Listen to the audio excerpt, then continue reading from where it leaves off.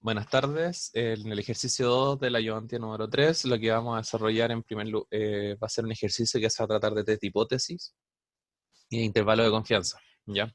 Básicamente desarrollar un problema por ambos métodos. El procedimiento a realizar para este problema es bastante similar a lo que hemos hecho las semanas anteriores, que es básicamente leer el problema, extraer los datos relevantes, leer las preguntas, pasar a dónde está orientado el problema, identificar las herramientas que vamos a utilizar, traspasar datos a Excel, identificar cómo se plantea el problema. Este punto es súper importante porque en test de hipótesis, la forma en que yo planteé el problema me va a otorgar distintas interpretaciones a los resultados, ¿ya? Así que esos dos puntos, tanto el identificar cómo plantear el problema como la interpretación de los resultados, resulta súper relevante. Finalmente vamos a, bueno, analizar y graficar si es necesario, y finalmente la interpretación de los resultados, ¿ya? Haciendo un pequeño adelanto, como ya mencioné anteriormente, el problema se trata de intervalos de confianza y test de hipótesis, ¿ya? Entonces, hay una diferencia fundamental que la vamos a ver en el desarrollo del Excel en realidad, pero lo que me interesa que tengan claro es que en el intervalo de confianza es básicamente lo mismo que hemos hecho anteriormente, en la ayudantía 2, por ejemplo, que es generar un intervalo de confianza y verificar si el valor que yo estoy buscando cae dentro de ese intervalo. Y mientras que en el test de hipótesis lo que hago es calcular un T0 y generar, por así decirlo, otro intervalo, que esta vez va a ser T evaluado en 1 menos alfa medios, grados de libertad, ¿ya? Pero solamente en test, no existe una ponderación por algo. Pero lo vamos a ver en detalle en el... Lo vamos a ver en detalle en el problema. Ya. Con respecto al problema, el problema dice lo siguiente. Usted y sus amigos fueron mal evaluados en una experiencia de laboratorio debido a que obtuvieron resultados bastante alejados de lo esperado. Sin embargo, su amigo le comenta que las mediciones de temperatura que registró eran anómalas. Con el objetivo de poder apelar a la nota obtenida, usted consulta a numerosos grupos los valores obtenidos, descubriendo que en varias ocasiones se registraron temperaturas distintas a las esperadas. Usted decide no rendirse y procede al laboratorio para así realizar una serie de mediciones con tal de verificar si el medidor de temperatura presenta fallas. Para esto, se coloca agua a temperatura ambiente, 288 Kelvin, en un recipiente y se proceden a tomar mediciones. Simultáneamente se registra la temperatura del laboratorio, siendo esta constante. Y se presenta la tabla número 2, donde se presentan valga la redundancia, las temperaturas registradas. Mediante el uso de sus conocimientos aprendidos en el curso de I, determine si existe evidencia que identifique si es necesario cambiar el medidor de temperatura. Justifique mediante el uso de intervalos de confianza y mediante test de hipótesis. ¿Ya? Entonces, como pueden apreciar acá, bueno, yo ya destaqué algunos datos importantes. En primer lugar, resulta relevante destacar que lo que estamos buscando es que si un medidor de temperatura presenta fallas o no. Es decir, en este caso me dicen que la temperatura del agua, o sea, el agua se coloca a temperatura ambiente, la cual es 288 Kelvin, ¿ya? Entonces, lo lógico sería esperar que el promedio de mis mediciones esté bastante cercano a 288, ¿ya? Esa es como la esencia del problema. En caso de que esté malo, va a querer decir que mi media de mi medición, mi promedio de las mediciones, va a ser distinto de 288, ¿ya?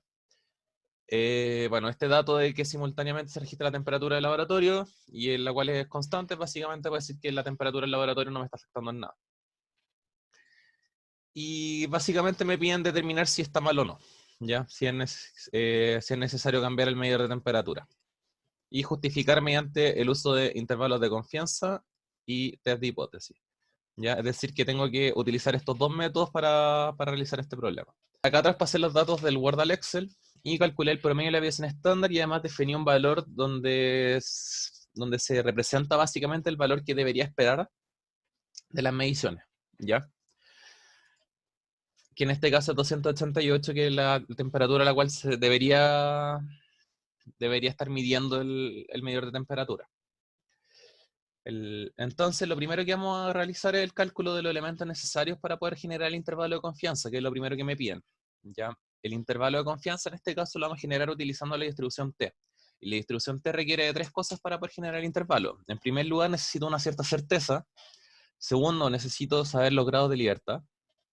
Y tercero, necesito la desviación estándar modificada. Así que vamos a calcular esas tres cosas. Primero, la desviación estándar modificada va a ser simplemente la desviación estándar dividido en la raíz del número de datos, que en este caso es raíz de 15. Los grados de libertad va a ser el número de datos menos 1. y la certeza en este caso vamos a trabajar con un 95% de certeza. Entonces, para generar el intervalo de confianza, primero calculamos alfa, que es 1 menos beta, luego procedemos a calcular 1 menos alfa medios, y finalmente procedemos a evaluar t. T en este caso lo vamos a evaluar en 1 menos alfa medios, debido a que es un intervalo de confianza de 2 colas, y los grados de libertad. Entonces, introduciendo esos parámetros, esos valores, obtengo el valor de t, que es 2,14.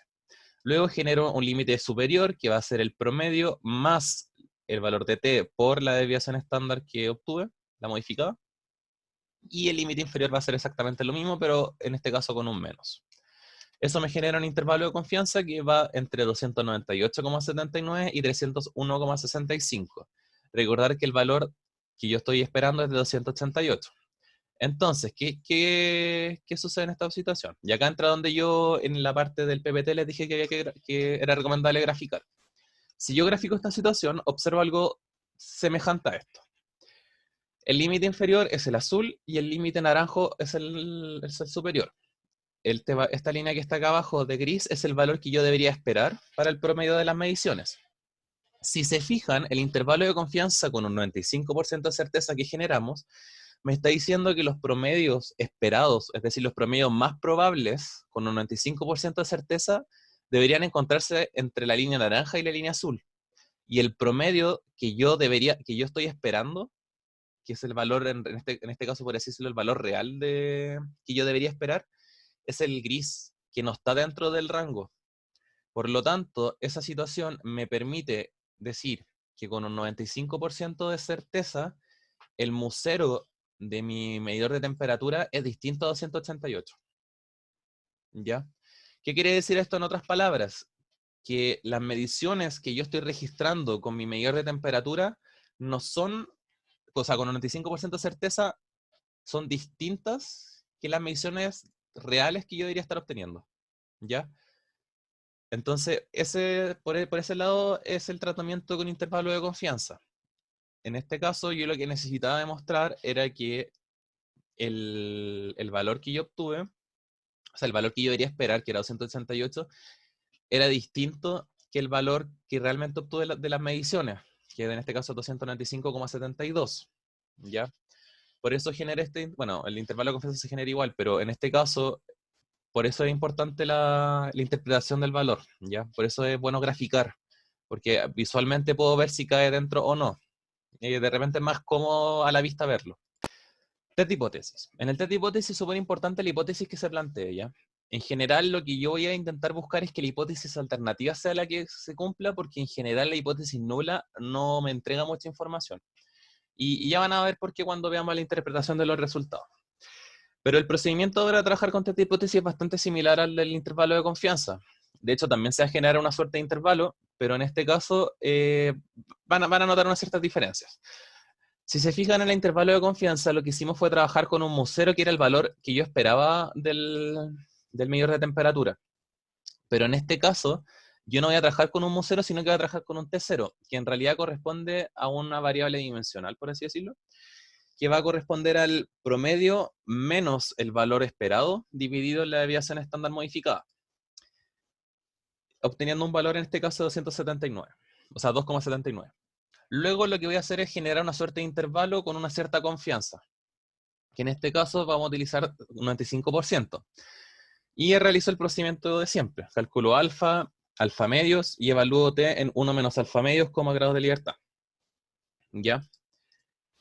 Luego lo que hago es, y acá es la gran diferencia con el otro, con el intervalo de confianza, aparte de la diferencia con el t, es que el intervalo que yo genero acá no es el promedio más la desviación estándar multiplicado por una desviación estándar, o sea, multiplicado por el t, sino que lo que hago acá es generar un intervalo a partir del valor negativo de t y el valor positivo de t, que sería en este caso menos 2,14 y 2,14. Entonces, la pregunta acá para saber si se cumple la hipótesis nula o la alternativa es, ¿T0 cae dentro de este intervalo? Si la respuesta es sí, implica que H0 es verdadera y yo con un 95% de certeza, porque con esa calculé estos valores, puedo decir que no hay motivos para dudar de que el promedio sea 288. Y acá es donde entra la importancia de la interpretación, porque yo no, Que yo diga que no existen motivos para dudar con un 95% de certeza de que el promedio sea igual a 288, no me está asegurando que el promedio sea 288, sino que simplemente yo estoy diciendo que con tal nivel de certeza yo no puedo dudar de que eso sea cierto, pero tampoco lo estoy corroborando. Sin embargo, si T0 no cae dentro de este intervalo, que en este caso es lo que pasa, porque 2,79 no se encuentra dentro de esto, implicaría que H1 es verdadero. Y si H1 es verdadero, implica que el promedio es distinto de 288 con un 95% de certeza. Y esa información sí me es útil, porque es precisamente lo que estoy buscando. ¿Por qué? Porque si el promedio es distinto a 288, puedo decir que el medidor de temperatura efectivamente estaba malo, ¿ya? Y por lo tanto, en el contexto del problema es probable que me suba la nota. Y si se fijan, el resultado que obtuve por intervalo de confianza es el mismo resultado que yo obtuve por test de hipótesis. Así que ambos métodos son equivalentes, ¿ya? Eso es súper importante tenerlo en claro. Y bueno, eso sería la ayudantía. Si tienen alguna duda, vamos a estar el lunes contestando dudas como siempre y cualquier otra consulta también está el mail. Muchas gracias.